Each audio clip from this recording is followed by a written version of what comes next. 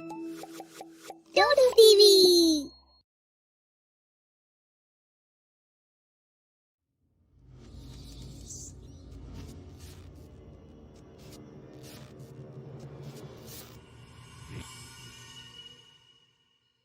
रात को सोने से पहले सोनी अपने बाल शीशे में देख ठीक कर रही है, कुछ गुनगुनाते हुए। हाँ, चेहरा है या चांद खिला है, जुल्फ घनेरी शाम है क्या, सागर जैसी आंखों वाली, ये तो बता तेरा नाम है क्या। तभी उसे पीछे से कोई आवाज लगाता है, सोनी, सोनी। सोनी पीछे मुड़कर देखती है पर उसे कोई नहीं दिखाई देता है। सोनी फिर से आईने में देखने लगती है। अचानक उसे आईने में एक भयंकर चुड़ैल दिखाई देती है।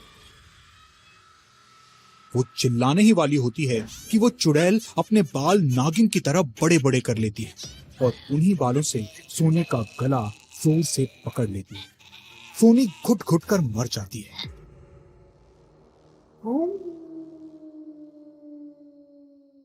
सुबह जब सोनी की मां सोनी के कमरे में जाती है तो सोनी की लाश देखकर चिल्लाने लगती है। ये चीख सुनकर कुछ और लोग भी जमा हो जाते हैं। अरे, इसके सर के तो सारे बाल गायब हैं। ये राम, कितने लंबे बाल होते थे इस बिटिया के। हाँ, कितने खूबसूरत लंबे बाल थे इसके। पता नहीं क्या हुआ इसके साथ, ऐसी मौत आज तक नहीं देखी। मरने के बाद तो छोड़ दो, तुम लोगों ने उसके बालों पर नजर लगा लगा के उसे मार दिया। गांव में हर जगह सोनी की अजीबोगरीब तरह से हुई मौत चर्चा का विषय बन जाती है। सुबह गांव की कुछ लड़कियां नदी में नहा रही होती हैं। सभी नहाने के बाद घर को जाने लगी, पर राधा नाम की लड़की अभी भी नदी में अपने बालों को साफ कर रही थी। तभी गांव की एक लड़की बोली, अरे ओ राधा, तेरी वजह से हमेशा हम लोगों को घर जाने में देरी हो जाती है।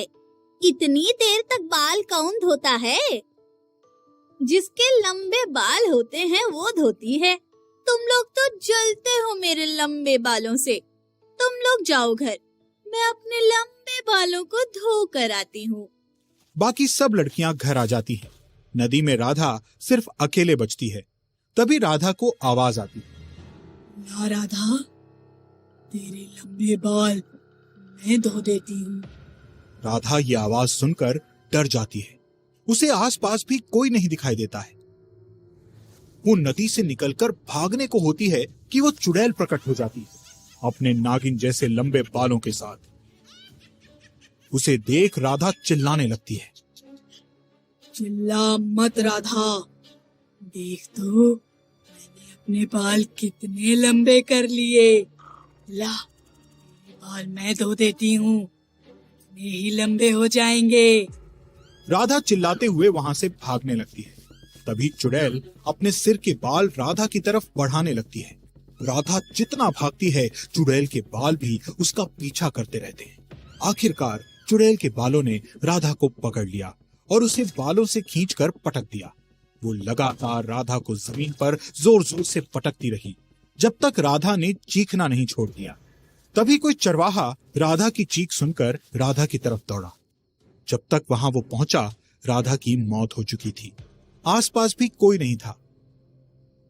उसने जल्दी से गांव जाकर गांव वालों को ये बात बताई। हे भगवान, इस लड़की को भी गंजा कह के मार दिया। ये क्या हो गया है हमारे गांव को? किसकी नजर लग गई है? ये जो भी है, बस लंबी बालों वाली लड़कियों को ही मार रहा है। ये सब सुनकर गांव की सब लड़कियां काफी डर जाती हैं। बड़े बुजुर्गों को भी समझ नहीं आता कि ये क्या हो रहा है। सभी लड़कियां घर से निकलना बंद कर देती हैं। गांव के सभी लोग डर के साए में जीते हैं।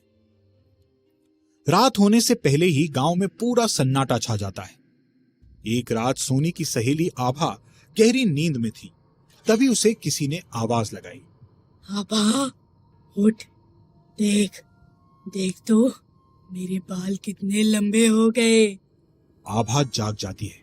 वो आवाज सुनकर डरने लगती है। रूपा, रूपा, तू तो मर गई थी ना। तभी रूपा एक भयंकर चुड़ैल का रूप ले लेती है, जिसके बाल नागिन की तरह लंबे होते हैं। अरे नहीं पगली, मैं मरी नहीं, मैं तो अपने बाल लंबे करने गई थी। अब देखो ना कितने लंबे हो गए मेरे बाल, एकदम नागिन की तरह। और देख देख कितने मजबूत हो गए हैं, ले छू कर देख। वो चुड़ैल अपने बाल आभा की तरफ बढ़ाने लगती है। आभा ये देखकर और डर जाती है और चिल्लाने लगती है। मैंने तुझे चिल्लाने को नहीं कहा था, मैं तुझे इन बालों की मजबूती दिखाती हूँ। चुड़ैल अपने बाल आभा के मुंह के अंदर डाल देती और आभा के पेट को चीरते हुए उसके बाल बाहर निकल जाते हैं। आभा मर जाती है। वो चुड़ैल उसके पूरे सिर के बाल नोचकर लेकर चली जाती है। ऐसी मौत गांव में हर रोज होने लगी। मुखिया जी ने इस समस्या पर विचार करने के लिए सभी को चौपाल पर बुलाया। अभी तक जितनी भी लड़कियों की मौत हुई है, उन सबके लंबे बाल थे। हत्यारे ने उन सबको गंजा करके मारा है। उनके सर पर एक भी बाल नहीं बचा था। इसका मतलब साफ है कि वो हत्यारा जो भी है, वो सिर्फ लंबे बाल वाली लड़कियों को निशाना बना रहा है। इसलिए इससे बचने का सिर्फ एक ही तरीका है कि सभी लड़कियां अपने बाल कटवा लें। तभी इस आपदा से हमें मुक्ति मिल सकती है। ई कैसे बात कर रहे हो मुखिया जी? बाल तो लड़कियों का ही घना होता है, भला बिना बालों की लड़कियां कैसे लगेंगी? तो सोच लो, बाल प्यारा है या जिंदगी? क्योंकि जिसके भी लंबे बाल होंगे वो मारा जाएगा। आखिरकार सभी महिलाएं रोते बिलखते बाल कटवाने को तैयार हो गई। एक दिन सभी महिलाएं नदी के किनारे बैठकर अपने अपने बाल काट रही थी। तभी वहां से एक बाबा गुजर रहे थे। उन्होंने गांव वालों से पूरी बात पूछी। गांव वालों ने पूरी बात बाबा को बताई। तभी बाबा ने कहा, अच्छे दिन आएंगे और हम लेकर आएंगे। रुको तुम लोग, कोई अपने बाल नहीं कटाएगा, मैं कुछ उपाय करता हूं। बाबा के इतना बोलते ही वहां एक चुड़ैल प्रकट हो गई। सभी लोग उसे देखकर डर गए। बाबा, तू कहां से आ गया और क्यों रोक रहा है इन लोगों को? इस दिन का इंतजार मैंने कब से किया था। मैं इस गांव की किसी लड़की के सर पर बाल नहीं रहने दूंगी। अच्छे दिन आएंगे और हम लेकर आएंगे। पहले बता, तू है कौन? मैं इसी गांव की रूपा हूँ। मेरे बहुत छोटे बाल थे। गांव वाले ने मुझे चिढ़ा चिढ़ा कर आत्महत्या के लिए मजबूर कर दिया। अब मैं इनकी हत्या करूंगी। गांव वालों को अपनी गलती का एहसास हो गया। वो रूपा से माफी मांगने लगे। हम सबको माफ कर दे बेटी, हमसे भूल हो गई। तुम लोग माफी क्यों मांग रहे हो? तुम लोगों की वजह से ही मेरे बाल इतने नागिन से लंबे हुए हैं। चलो, मैं तुम्हें इनकी मजबूती भी दिखाती हूँ। चुड़ैल अपने बालों को नागिन के जैसे बढ़ाने लगती है। सभी ये देखकर भागने लगते हैं, पर चुड़ैल के बाल सबका पीछा कर उन्हें गर्दन से पकड़ लेते हैं और सब लोगों का गला घोंटने लगते हैं। अच्छे दिन आएंगे और हम लेकर आएंगे। रुक जा दुष्ट चुड़ैल। बाबा अपने कमंडल से पानी की कुछ बूंदें चुड़ैल की तरफ फेंकते हैं।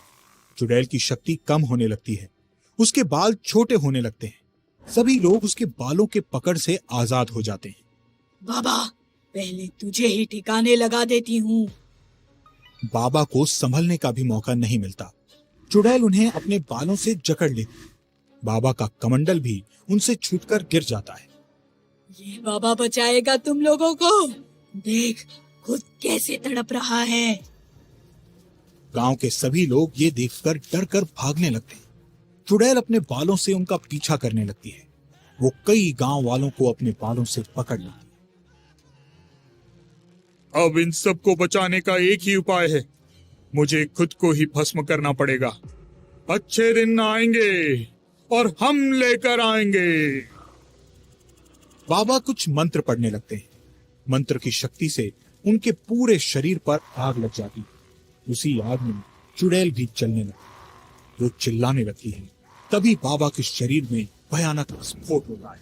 उस विस्फोट से दोनों कई टुकड़ों में बंटकर गायब हो जाते हैं। कुछ दिनों बाद गांव वाले बाबा की एक मूर्ति गांव में स्थापित करते हैं। खुद जलकर पूरे गांव की रक्षा करने के लिए उन्हें श्रद्धांजलि देते हैं। अगर आपको हमारी वीडियो पसंद आई है तो ऐसी और भूतिया वीडियोस देखने के लिए हमारे चैनल को सब्सक्राइब करें। अभी बेल आइकन दबाएं क्योंकि डरना जरूरी है।